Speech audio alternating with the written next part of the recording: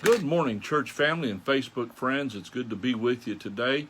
Today we're in 1 Thessalonians chapter 2. We're going to look at verses 1 and 2, where Paul said, "For yourselves, brethren, know our entrance in unto you, that it was not in vain.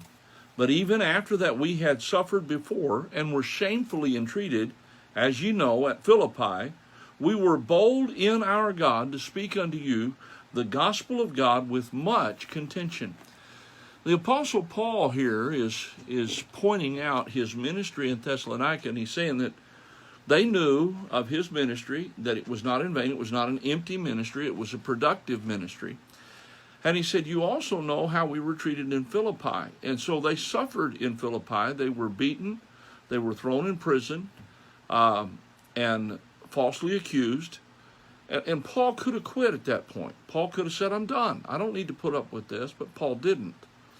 Paul went on, was bold in Philippi, left Philippi, went to Thessalonica, faced opposition in Thessalonica, but was bold there as well.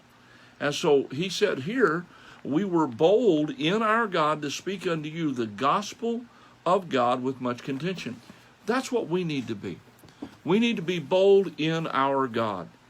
It's not bold in ourselves. It's not arrogance. It's not anything of that nature. It's not even self-confidence.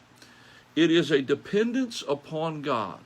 We are bold in Him, and we're depending upon Him, and we're depending on His power and His strength and His ability to work in our lives so that we might present the gospel.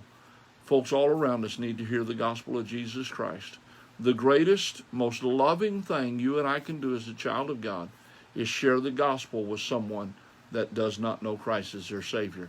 I want to encourage you today to depend upon God, to be bold in God, to realize that God will protect us, God will guide us, God will direct us. And let's depend upon Him for His power and His presence, and let's be a witness. Let's present the gospel at every opportunity that we have. Opportunities may be limited right now, but they're going to start increasing. We need to be prepared for that. We need to be ready to share the gospel like the Apostle Paul was. Have a great day today, and I'll see you tomorrow.